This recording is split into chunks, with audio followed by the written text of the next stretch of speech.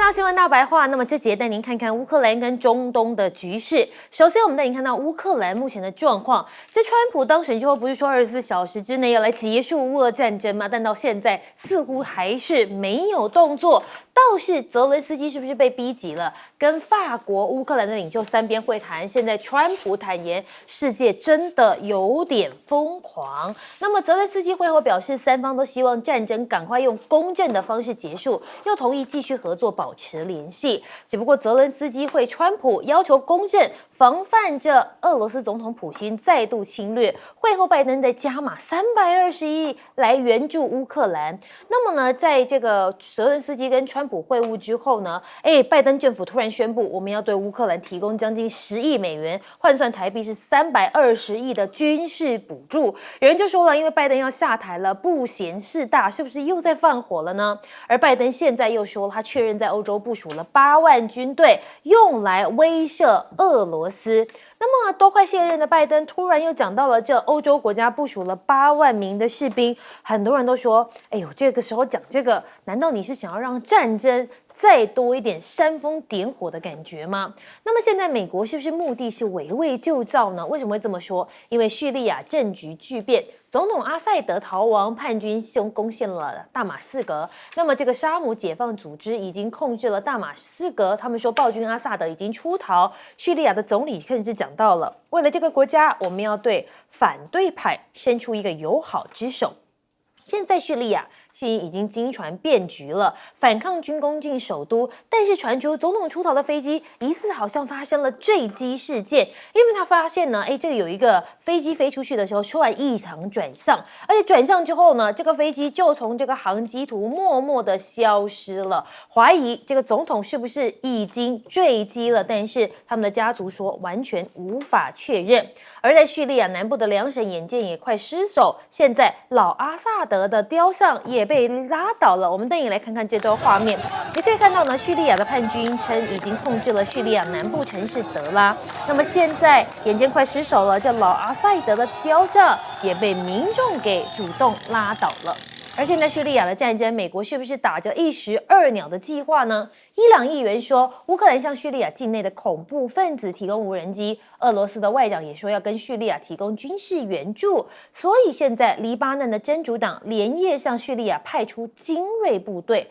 2名黎巴嫩的消息人士指出，真主党连夜派这个部队，就是要阻止反对派占领城市荷姆兹。那么现在节节败退之际，靠山竟然撤人，叙利亚的政府面临存亡问题。纽约时报就指出了，事态最严重的发展恐怕是力挺阿萨德10多年的伊朗从此开始撤离人员。那么撤走的也包括伊朗极具影响力的革命卫队旗下的圣城最高旅阶的将领。那么伊朗、俄罗斯现在是不是都为了自己的战争分身乏术，还要再顾着叙利亚，真的是超累的。那么现在有人就说了，这不是我们的战争，谁讲的？美国准总统川普，他说我们不应该卷入叙利亚的冲突。但是美国传出私下已经认可沙姆已经不是极端的组织，可以接受对方的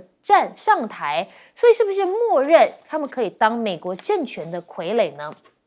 美国国安的顾问也被问到叙利亚内战，他们说要先确保 ISIS 不会死灰复燃。那么苏利文就讲到了，现在美国在叙利亚当前的要务就是确保这个国家的冲突不会激起伊斯兰国跟激进团体的死灰复燃，或是导致一场人道主义的灾难。不过话是讲得很好听，我们看看美国过去的记录，常常介入叙利亚的内战，包括2013年为了推翻这巴沙尔，美国大力扶植反政府的武装团体。甚至呢，在2018年4月，美法英发动了2018的大马士革跟荷姆斯的轰炸案件。所以有人就说了，这美国过去劣迹斑斑，现在还想要装一副跟他没有关系，真的是这样吗？我们先请教一下介大使，你怎么看这泽伦斯基最近是不是被逼急了？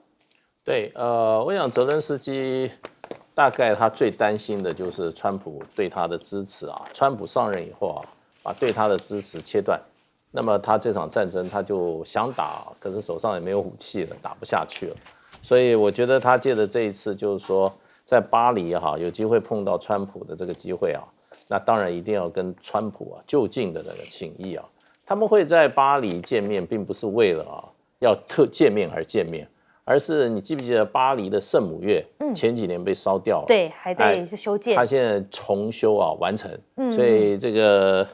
法国办了一个等于重修完成的重新盛大的这个盛典啊，所以请了这个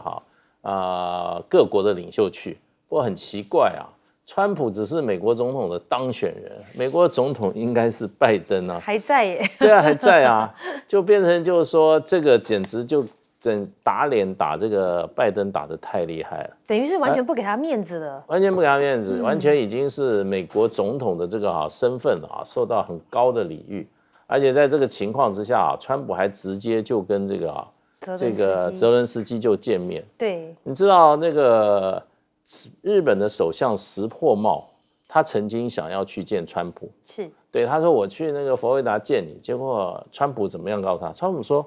美国的外交对，就是说只有政府才能够从事外交行为啊。我现在还不是美国总统，所以我不能跟你见面。那为什么现在跑到巴黎就可以然后跟这个泽伦斯基，难道不是在谈外交吗？对，这本身就是一个外交行为啊。对，所以我觉得这个川普说这个世界有点疯狂啊。我看他这个到巴黎去也有点疯狂，也有点疯狂。美国就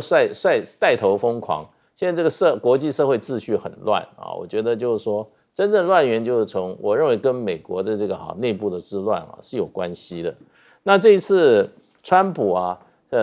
他虽然没有做出很多明确的对于俄乌战争的一些未来的这个发展的看法，可是呢，拜登又出手9.9亿。事实上，上个礼拜他出手7.5亿，那么他还跟国会要240亿，对，结果美国国会因为是共和党所控制，所以那个 Johnson 议长说对不起，现在你已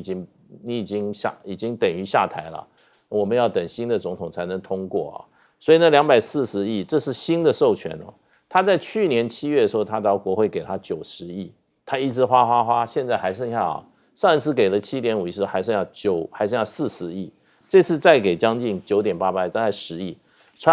拜登手上还有30亿美元，我想他一定在他的下台之前都丢到这个俄乌战争的战场上去。所以呢，战争能够打起来需要什么？需要汽油啊。那这个就是这个火烧的不太旺的时候再丢10亿美金的汽油下去，你说这个战争会不会越打越旺？所以呢，我不晓得就是说川普对于拜登目前这个做法是什么样的看法？不过我也觉得，他说现在这个世界有点疯狂，我觉得他也是指桑骂槐，在骂真正把这个世界搞得很疯狂的这个拜登总统。那说实话，这个俄罗斯人讲拜登的时候又讲得更露骨。他说这个川普这个拜登你已经快要卸任了，你难道要拉着这个世界跟你一起陪葬吗？这种感觉起来，真的听了起来就让人毛骨悚然那另外，伊拉克突然又打起来了，所以不但伊拉克乱起来，你看这个朝鲜半岛现在乱起来了。那所以呢，这个世界真的随着美国的这个国内政的变局拜登的下台看起来真的是有点疯狂那现在伊拉克的这个情势有一点混沌。那前没有多久前，伊拉克政府说他们的这个叙利亚阿谢的总统并没有离开，那个是怎么样？是这个西方媒体的一个谣言，试图制造动乱。那最近听到的就是说，叛军他们是接近了距离大马士革大概还有120公里的荷姆斯。那么荷姆斯呢，就是本来是哈马，那个哈马下来就是荷姆斯，荷姆斯下来还有100公里下来就是大马士革是很接近的。即使这些叛军也说实话，飙车飙快一点的话，1个多小时也就到了。听说他们都是骑摩托车，所以这个情势有点乱。这些叛军的先头部队都是骑着越野摩托车，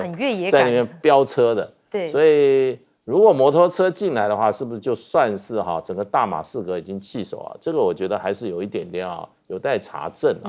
那不过叙利亚的情势变得是很快，而且那个土耳其总统也明白表态了，他是支持叛军的啊。对，所以这个情势现在啊相当的混沌。如果叙利亚的情势发生变乱的话，我觉得中东另一个火药库又被引发了，这个是中东人民之不幸啊。好，那我们来请教一下舰长，你又是怎么看现在中东的局势发展呢？如果我们看中东的情势的话，那我引述一个最新 CNN 的报道，也就是说现在，大马士革的机场基本上是瘫痪的，那基本上还有那个应该有报到柜台啊，还有安检啊，还有移民啊，这些通通移民官啊，现在通通都没有了，现在全部都撤守。那有很多的这个旅客想要赶快离开这个叙利亚境内啊，但是呢，实际上如果我们来看它的一个飞机的动态的话，事实上没有一架飞机起飞啊，那这是最新的状况。那刚刚我们讲了几个地方啊，那如果说我们用这张地图可以很清楚的讲得很清楚，我们刚刚讲到德拉这个老阿塞德的那个铜像被拉倒的就在这个地方啊，那大马士革也就是它的首都位于这个位置啊。那其实呢，当初一开始只是从这个伊德利布啊打向阿勒颇，结果没想到速度很快啊，就打到了哈马，然后接下来就打到赫姆斯啊这个地方，整个一直的我们没想到啊，任何人都没有想到他们的动作这么快啊。那动作这么快呢，也就是说，我们如果看 BBC 的报道的话，也不过就是这几天的时候，那我们看到刚刚讲到的，伊德利布其实是发生的时间是在今年的10月，那我们看到阿勒颇是在12月的3号，那如果我们看到，整个向哈马接近是12月的4号，那12月的5号现在已经接近霍姆斯，但是实际上来讲，大马士革像一个空城一样啊。那这一个部分呢，会造成什么样的影响？我们未来就是沙姆这个解放组织未来会造成整个政情的什么状况，我们不知道。但是我们知道过去啊，我们看到过去呢，这个叙利亚它大量的那个难民出逃啊，我们看到往土耳其的、往德国、瑞典、伊拉克都非常的多。大家还记得一个小男生倒卧在那个沙滩上吗？就是从叙利亚出发，然后要逃往土耳其的路上面不幸的往生啊。那这是我们讲到有关于叙利亚的状况啊。那其实叙利亚也不过就是我们刚刚讲到伊朗跟俄罗斯的一个离岸平衡的地方，因为它具有地利之便。那叙利亚本身啊，它有一个军港是提供给俄罗斯使用的。那这个军港未来状况如何并不知道。那但是呢，我们这告诉我们一件事啊，想要当代理人的都没什么好下场啊。那我们看到现在的叙利亚是如此，乌克兰何尝不是如此？大家一直说要给乌克兰钱啊，那结果呢？我们看看刚刚大使讲的就是国会山庄报的这一个资讯啊，他说要给，而且这是前几天啊，前几天就不给钱了，现在还说要继续要，还要9.9亿，会给吗？不会啊，因为我们看到这个众议院就是负责给钱的嘛，他就说议长就说不给啦，那他希望由下一任的政府决定，不是现在川普说的是什么，而是下一任政府组成在1月20号组成之后才会确定。所以基本上来讲，我们看到泽伦斯基也是想当代理人，也没什么好下场。我想请教一下我们政府高层，你还想继续当代理人吗？好，我们来请教一下韩冰哥。这个川普说我们不要介入这叙利亚的内战里面，可是却有人认为这处处都看得到美国的影子啊，你怎么看？美国怎么可能不介入？他现在就已经在那边啊，他现在在那边还在偷石油啊，他一直不断，美军每天都在干这件事啊，所以他怎么可能不介入？他一定会介入嘛。那现在就是整个中东也好，俄乌也好，到处都是乱局。那你看，这世界上只要有乱局的地方，就有美国人的影子。基本上就是这样，美国就是一个专门制造混乱的国家，这个就是浑水好摸鱼嘛，就是世界越混乱，美国人越赚钱，这是美国一直以来的状况啊。那问题是现在整个情况越来越复杂，也就是拜登现在竭尽全力在他剩下的最后这1个多月的时间里头，尽量把坑挖大一点，让川普跳进来。基本上就是这样。所以理论上来说，他现在已经是看守政府，他不应该再做重要的决定，可是他就拼命做。他不但对我们军售，他对我们军售，对台湾军售，然后在这个乌克兰这边也不断的想要撒钱给他。那当然，国会现在正在阻挡他，因为这个毫无道理嘛。你只剩1个多月，你怎么会去做这些决定呢？应该要留给川普去做决定嘛。可是拜登不管，我有多恶劣，我就把你搞得多恶劣，然后就看到时候川普怎么去解决。那问题是，现在所有人都知道，川普很难如他竞选的时候所说的，我1天之内就解决俄乌战争。恐怕不要说1天，1年都不见得能够解决得了。所以在这种状况下，这个洞越来越大，川普到底要怎么解决就很麻烦。但是他现在去巴黎去跟这个泽连斯基跟马克宏会面，马克宏自己现在也是危机重重，他自己法国内部问题一大堆，他也快要搞不定了。所以我觉得现在面对川普未来上台之后，他到处都是困局。你看石破茂在国内支持度低迷，那尹锡悦现在又搞了一个大包。我们台湾现在内部也是差不多，等于你看美国的所有盟友现在大概都是状况连连，那川普怎么会有好日子过呢？所以我个人认为，川普未来上来一定会面临一个非常大的麻烦。那至于叙利亚呢？叙利亚大家不要以为沙姆把阿萨德打倒就解决了，不是这样子。叙利亚内部一直都有7、8股不同的势力，大家在彼此交战，然后形成一个僵局。而且大家最害怕的伊斯兰国，其实在叙利亚还是有。他在那边还是有部分的势力的，所以这也是美国人为什么很怕，会不会这样一搞，让伊斯兰国的势力重新又崛起？这个谁都不知道，因为现在局面非常混乱。然后现在西方媒体告诉你说，阿萨德已经倒台，甚至坠机了，搞不好身亡了。对，其实请大家注意，目前这一切都没有办法证实，到底发生了什么事，其实也没人知道。那所以叙利亚的乱局恐怕会持续下去。那越乱，我刚刚已经讲过，越乱美国人就越可以浑水摸鱼，所以美国人一定会参与其间，而且他的利益会变得更大。好，我们稍微休息一下，广告之后回来带您继续讨论。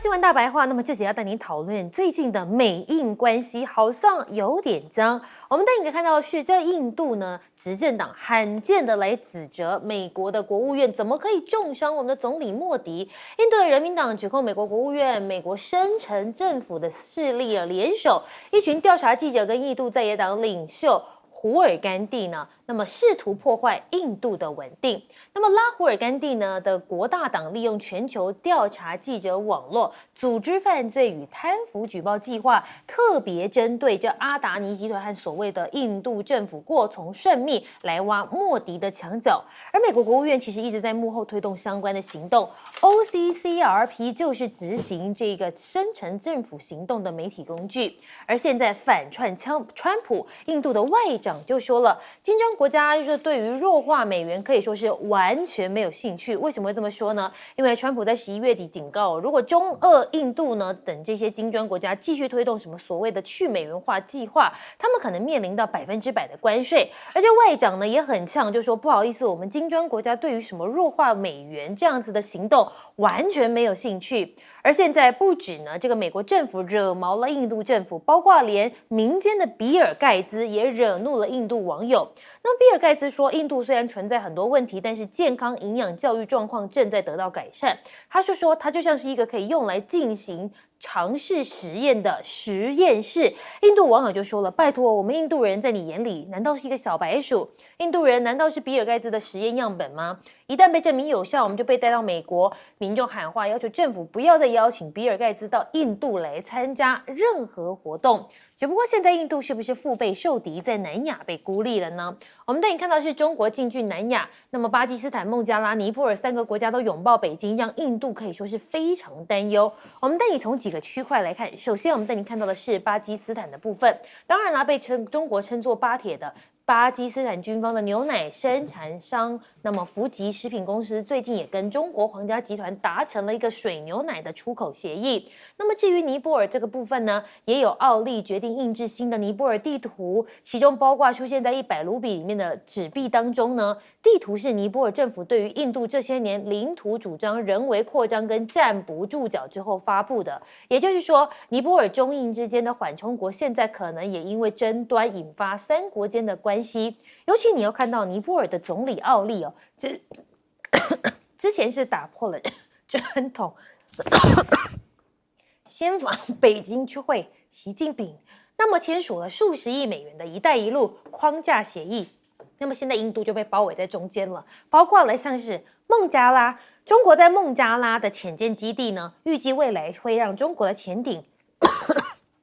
不好意思，将提供在这个基地。10月份呢，中国的海军军舰也首次停靠在孟加拉的吉大港，是新政府8月上台来的首次。而且你可以看到10月呢，这个卡达召回了新德里特使之后，11月5号也召回了驻加尔各答代理的高级专员。所以现在呢，他们对于孟加拉前总理哈希纳革命中下台，对印度来讲可以说是一个坏消息。而现在我们带你看到斯里兰卡的状态更是，他说你看斯里兰卡对于中国的科考船禁令将于12月底就要结束了。今年的斯里兰卡还迎来了第一位共产主义的总统。那么有人说了，因为有共产主义嘛，那么就跟中国大陆会更加的接近。所属的政党国家人民力量议会也获得多数席位，所以未来会跟中国再靠近一点。所以现在印度是不是已经在南亚里面已经被包围孤立了呢？那么现在南亚的新曙光，有人说孟加拉跟巴基斯坦的关系复苏。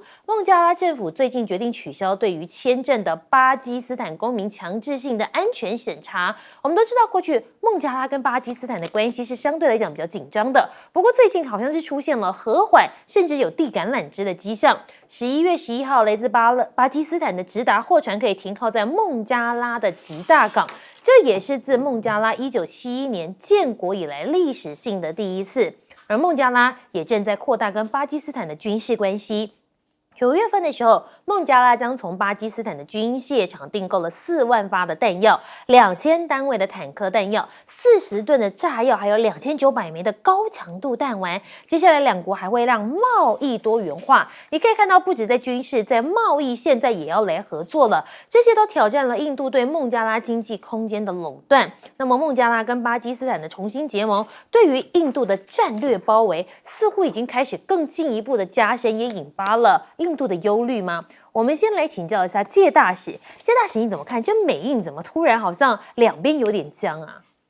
这个最主要的就是印度有一个很大的这个商业集团呐、这个商业集团呢，就是所谓的这个阿达尼集团。他最近他的负责人在被美国政府美国政府起诉。那造成这个阿达尼集团它股价大量的这个崩跌，这还是另外一回事。可是它这个起诉呢，是因为阿达尼集团它用这种错误的资讯，在美国误导美国的投资者投资他的公司，所以他在美国募资的过程中，他引用的很多的资讯呢，是印度政府提供的一些错误的资讯。那么让他这个公司可以在美国不管是发公司债或者怎么样，透过各种管道募资的时候，误导了美国的投资者。其实呢是一个空的计划，是一个太阳能的计划。那其实它整个过程中很多都是造假的。那这个里面呢，就是说最后发觉这一个阿达尼集团，事实上他对印度的政府行贿的金额高达2亿6500万美金。非常高的贿赂金额。那这个现在印度的执政就是现在这个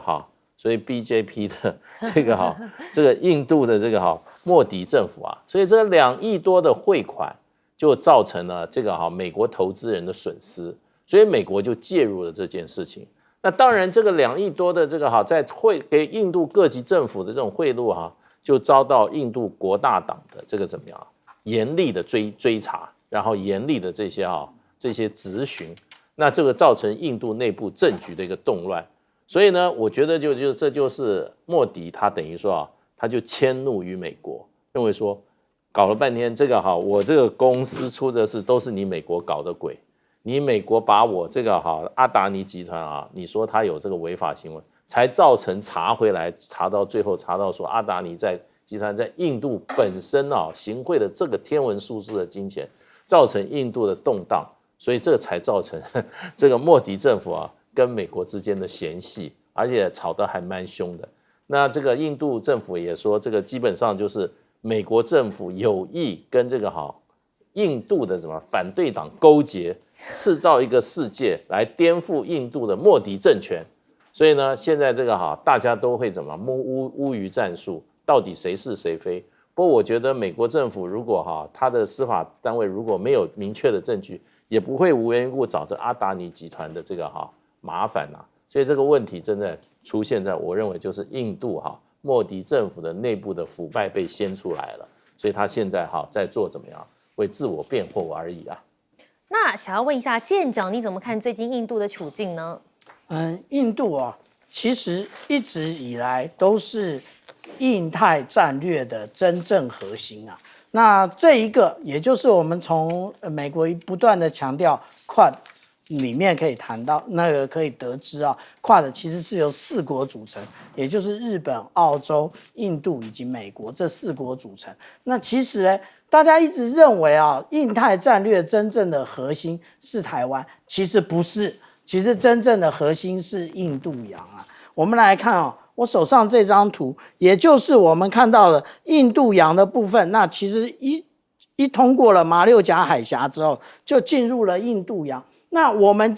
今天主要谈到的有关于南亚的地缘政治，跟就是这一块地区那其实我们讲到印度洋那印度洋的部分，其实在2013年的时候，解放军的039原级的这一个柴电潜舰就已经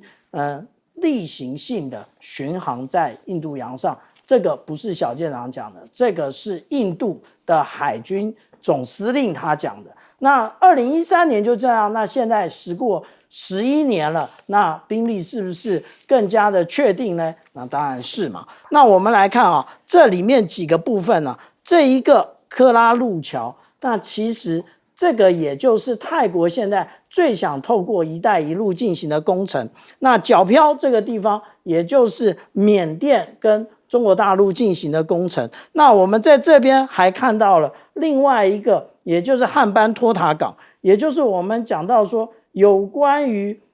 这一个通过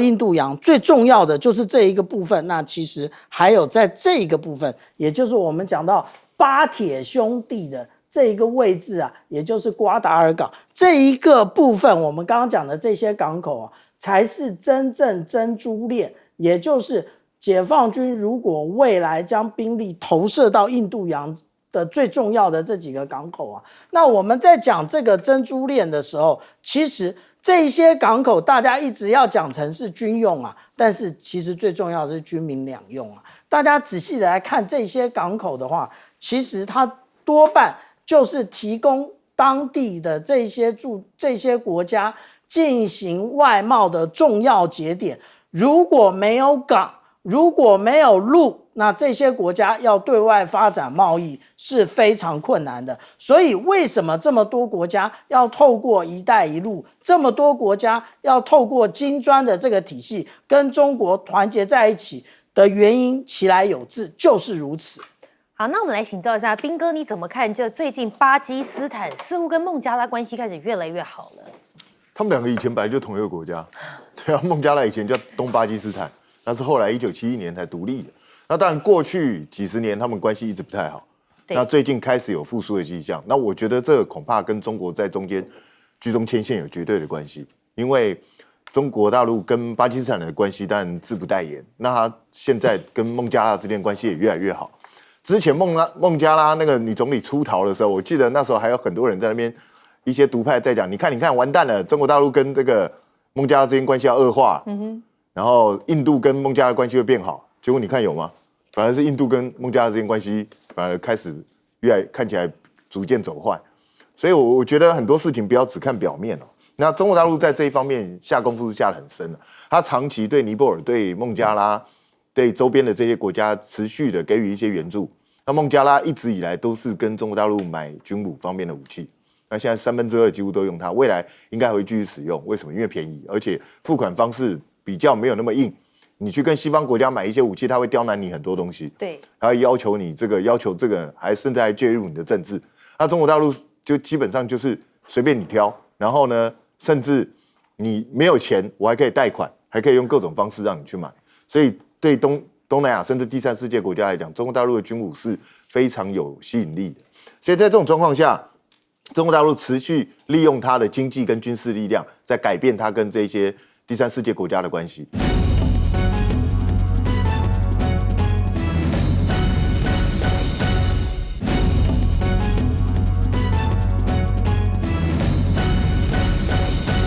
叙利亚内战的情况哦，现在政局也出现巨变情形哦。叙利亚反抗军呢进攻了大马士革，首都军事沦陷。现在啊，总统阿塞德政权高层酿叛逃情形。我们看到，现在叙利亚叛军沙姆解放组织11月底呢发动闪电攻势，那在几个小时之内攻势夺取了霍姆斯市之后呢，稍早已经宣布已经夺取首都大马士革。那现在呢，已经宣布阿塞德政权垮台。然后那现在呢，大马士革现在不止这些高层有出现叛逃的一个情形或者离开的情形，现在连机场瘫痪的画面也跟着曝光了，旅客乱窜。登机口员工几乎都消失一个情形因为随着叙利亚反抗军进攻首都了之后呢，现在大马士革的机场全部的航班飞机都停飞，现场根本就没有人看管，而且出现了旅客惊慌出境的混乱画面。那根据机场的监视器画面大批旅客迅速通过安全的检查哨站，那惊慌的冲向了登机口，试图逃离叙利亚。好，那现在呢，这个叙利亚的这些叛军宣布解放大马士革，总统现在人在哪里啊？总统现在传出说，搭机逃亡了。那现在有网络传言说他的飞机遭到击落，因为路透社引述2名高官指出他的总统已经离开了当地，那前往一个不明的地点。但是半岛电视台指出，叛军在控制机场的最后一刻一架叙利亚的航空班机起飞，先是向东飞，后来向北飞。那后来呢，他在大马士革以北的这个荷姆斯上空盘旋时候，雷达居然信号突然消失了。那现在没办法证明说这个阿塞德是不是还在飞机上面呢？这样就变成一个未知的情形。然后现在呢，叙利亚总理称向反对派伸出友好之手，未来政府由人民自己来挑选。这样的情况之下，他说，未来这个政府会交给人民来做挑选。那现在呢，拉夫罗夫就说了，俄罗斯将向叙利亚提供军事援助。他说，这个包括像在这个论坛上表示俄罗斯将向这个叙利亚提供军事援助，并且称这个叙利亚的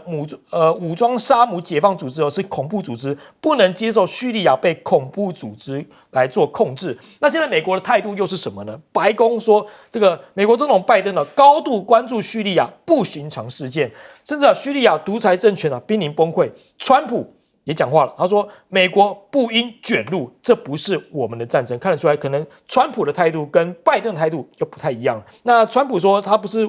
叙利亚不是我们的朋友，所以这不是我们战争，不要卷入。那川普表态已经撒手不管了，对乌克兰难道也是一样的态度吗？好，我们看到乌克兰情形了，现在泽伦斯基是不是等不到好结果了？因为现在川普跟法国、乌克兰的领袖举行3边会谈，商讨俄乌战争等关键议题当然包括像川普像马克宏，包括了像泽伦斯基见面维持了35分钟。那川普就座之后呢，跟马克宏会谈的时候，告诉媒体记者，现在的世界似乎有点疯狂，他们要讨论这个问题。好，那现在呢，泽伦斯基呢跟川普会谈之后呢，坚称说这个乌战解决方案必须要公正。他说必须让俄罗斯或普京任何侵略者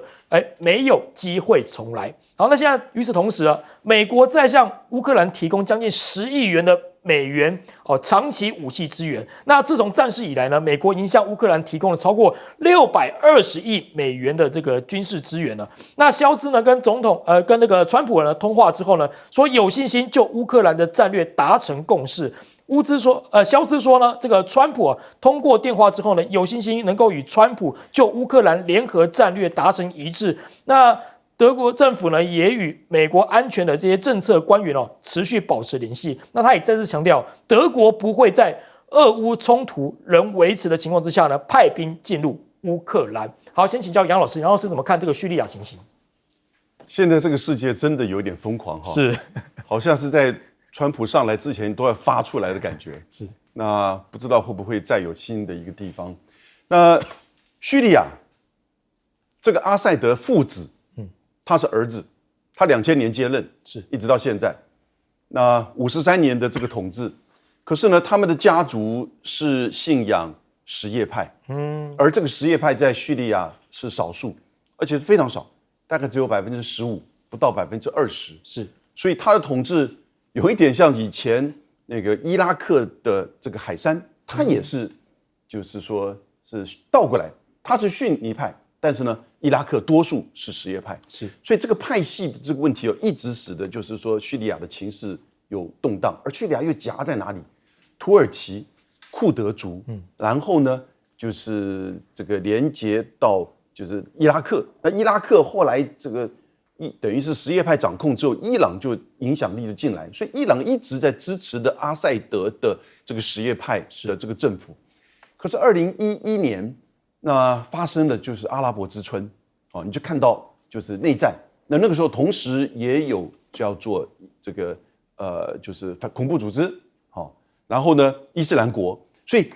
大家这种有一点接近是大混战，就是恐怖组织伊斯兰国。然后呢，库德族反叛军有很多种啊。然后呢，这个叙利亚的政府军，叙利亚政府军背后主要是伊朗和就是俄罗斯在支持，一直打到2020年的时候啊，其实政府军还蛮顺利的。我们都觉得说，哎，叙利亚好像又被再度的掌控，可是呢，他又在不同的地方，其实反叛军跟这个恐怖组织有不同的占领。现在比较确定的就是阿塞德，当然第一个大马士革已经被这个宣称，被反叛军宣称已经占领，取得了控制。然后呢，阿塞德总统呢，据说飞机逃亡，甚至失事。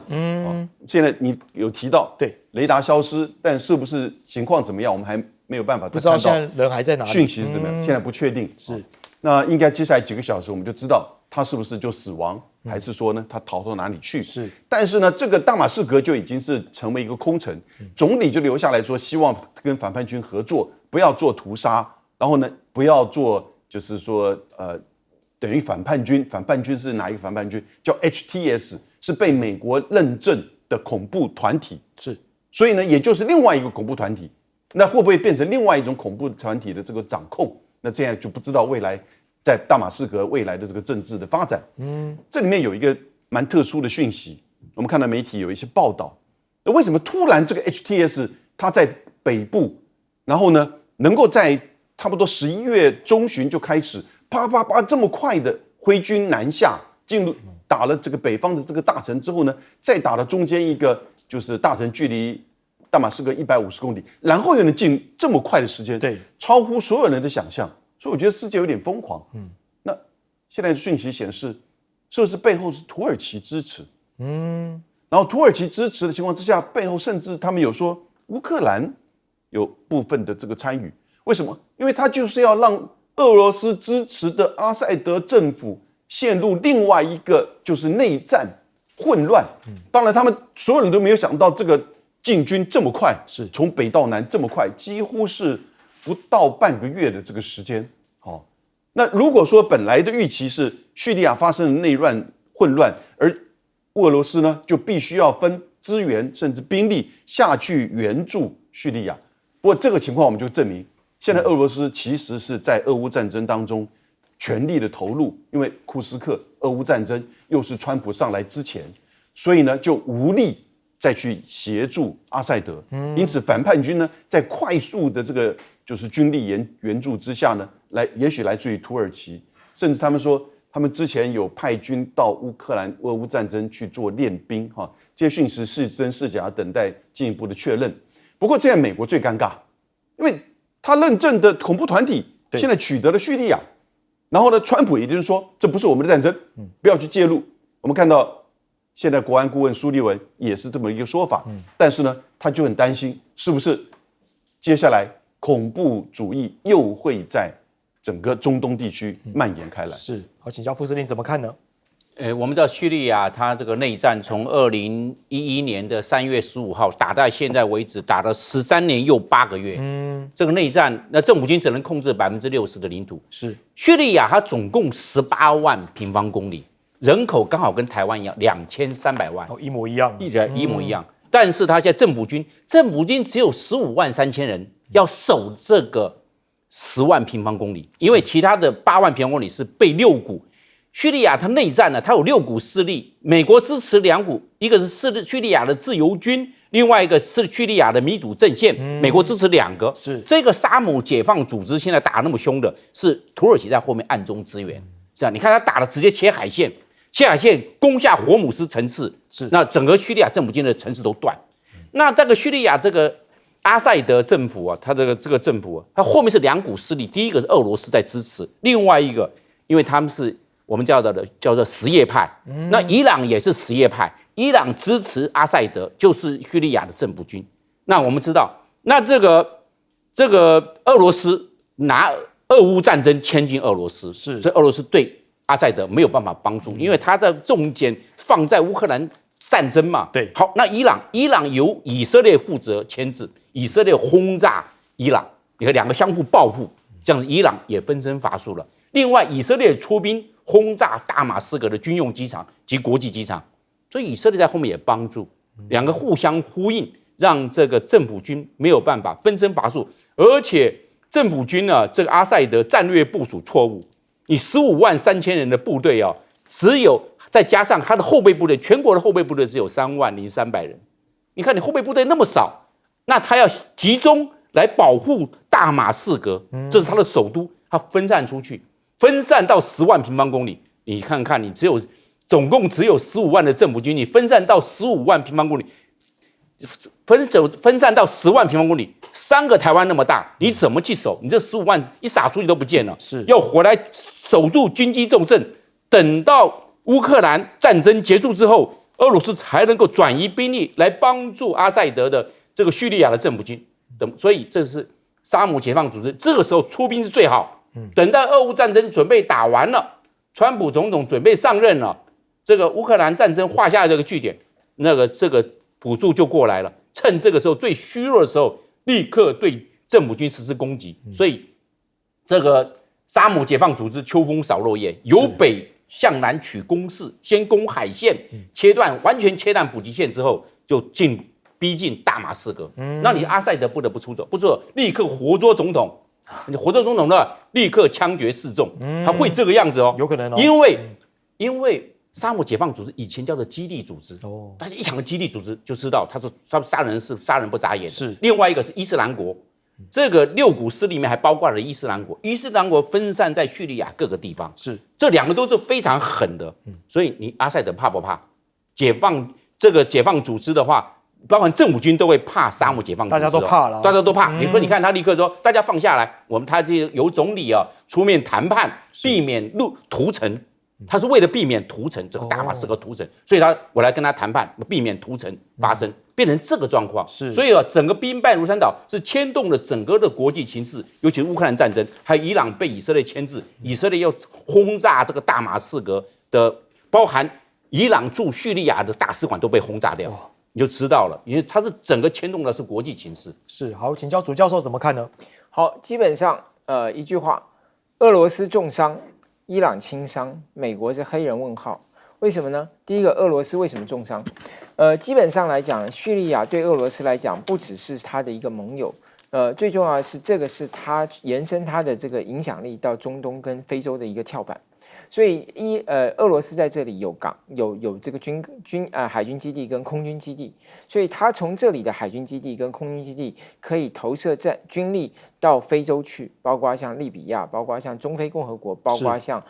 苏丹。所以这是他延伸他的势力到整个中东跟非洲的一个跳板。那么过去像这个瓦格纳组织也是通过在这里，然后转到非洲去，然后介入非洲的这个内政。因为俄罗斯保住了阿萨德，所以非洲国家认为说，普丁是他们可以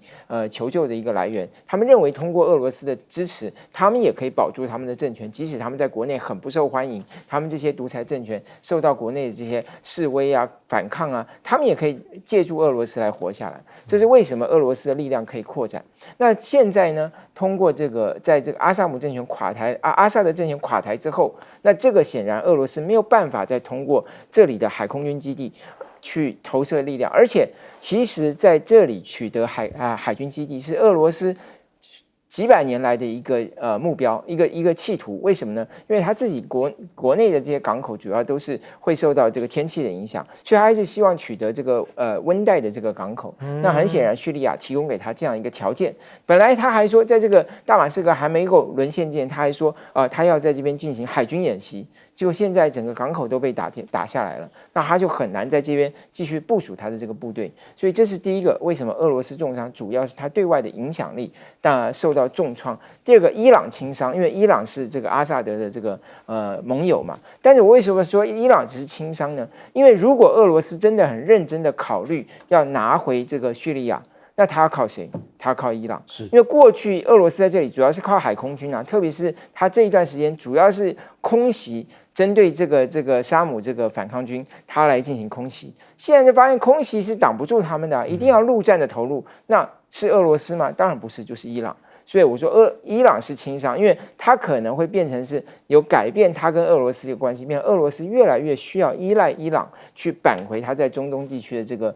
布局。那当然，美国为什么说是黑人问号呢？因为美国在这里有1000人的驻军，而且美国是支持这个库德族的部队。可是库德族部队的主要对手是谁？是土耳其啊。所以现在土耳其支持了这个沙姆反抗军，占领了这个整个叙利亚之后，那他们会不会把矛头对向库德族啊？那美国到底是要保库德族还是不要保库德族啊？那个时候就因为美国在叙利亚北部撤军这件事情，那时候是在川普第一任的时候啊，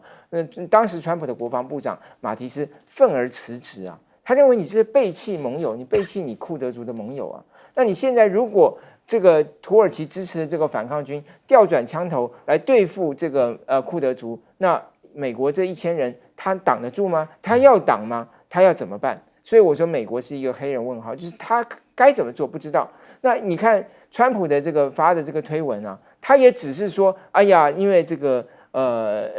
阿萨德失去了俄罗斯的支持，然后美国这场战争不关美国事，到底库德族要怎么办？他不敢讲，因为下一步还不知道。是，我们来看一下这个黑人问号的美国现在这个马斯克要展现他的影响力出来了，他意外现身这个圣母院跟川普出席重新开放仪式。那现在呢，川普最亲密的盟友马斯克意外出席巴黎圣母院的重新开放仪式。那这也是自川普赢得大选之后呢，马斯克就扮演最具影响力而且非常让人注目的角色。那马斯克呢，现在也他捐了84亿助川普胜选成为美国头号的政治金主。那根据联邦的文件马斯克花了2.59亿美元，也就是台币84亿，助川普赢得总统大选，成为最大的这个政治捐款人。那当然了，对川普来说这个有钱人不会嫌少川普现在还至少延揽了6位富豪2025年内阁总身价将超过62亿元，哇，真的太有钱，这叫富可敌国。那川普呢，现在也可以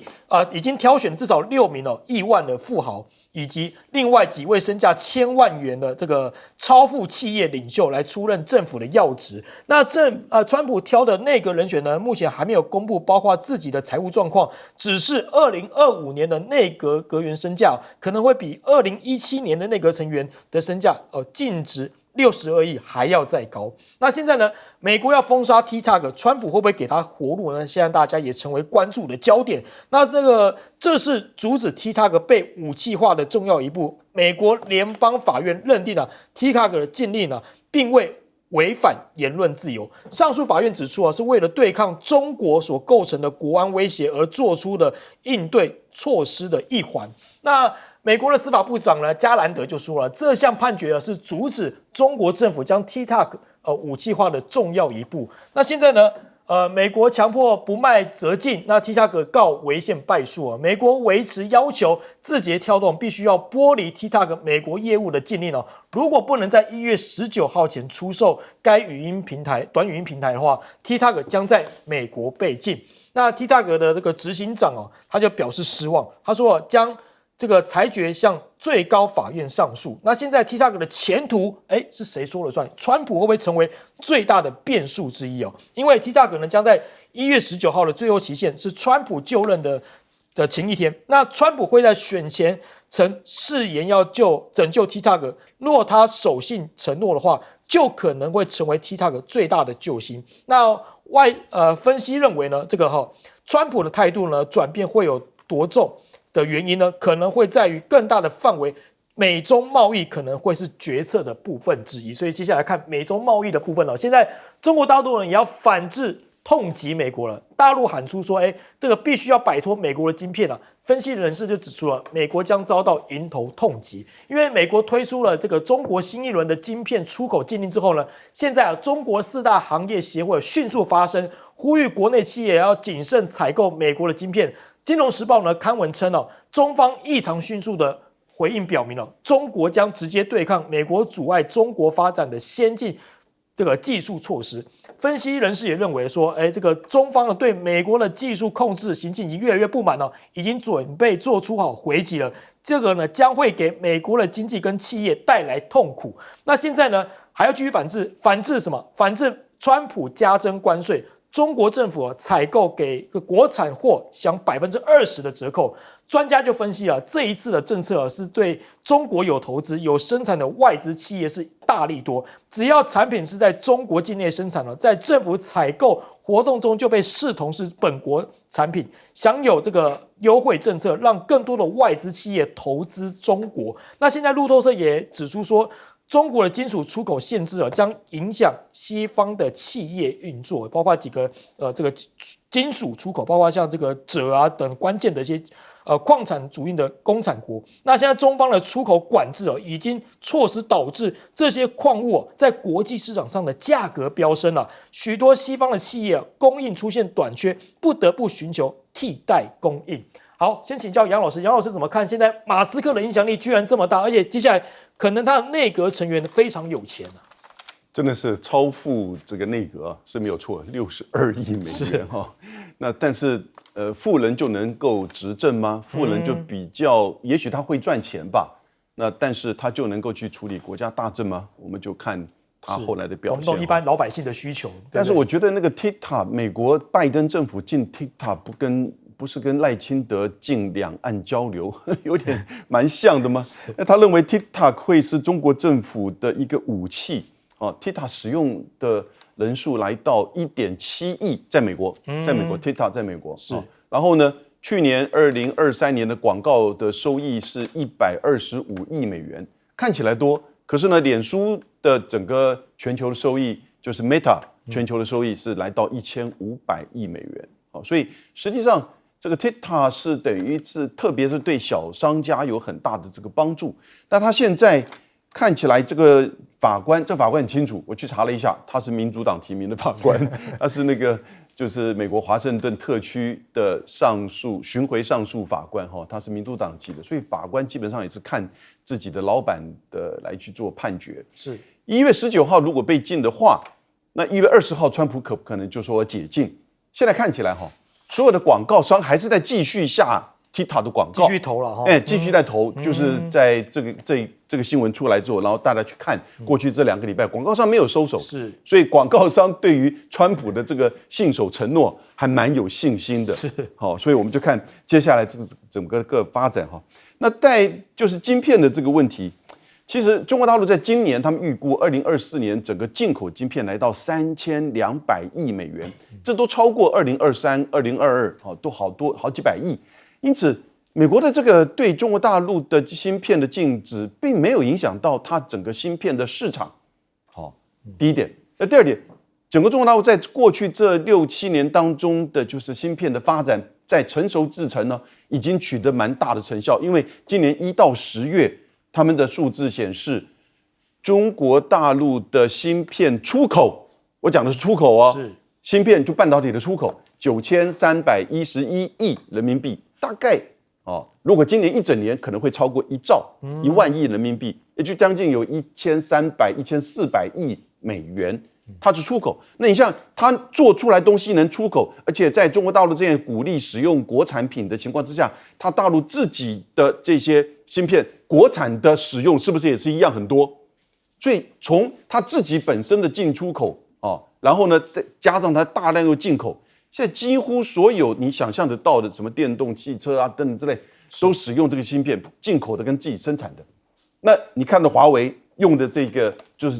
那个麒麟9020，它现在的这个技术其实已经超过9010，而9010在今年的就是4月的使用的 Pura 70当中呢，其实证明跟3年前台积电的5奈米晶片是一样的效能。是，所以这些发展你就看到这几年它在生产半导体，它在整个技能的提升上面其实有大幅的这个改进。那最后讲到就是金属出口限制，这边忘记讲一点，它现在出口限制有一个新招，就学美国，也就是说你出口商外国出口商买的时候，你不可以转卖给美国的企业，否则我会制裁你。是，他现在倒过来制裁美国，但跟美国缺的是。好，我们休息一下，广告回来继续讨论。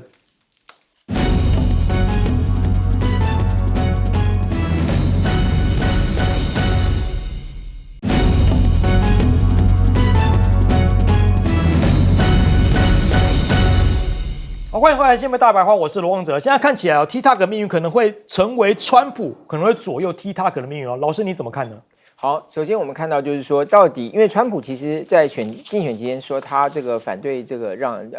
反对 TikTok 的禁令，所以呢这种情况下呢，未来川普会不会真的帮助 TikTok 活下来？当然，我们要先讲就是说，到底他有什么方法？就是不管他怎么说了，第一个当然要看他用什么方法。那他的方法大概现在不外乎几种。第一个就是说，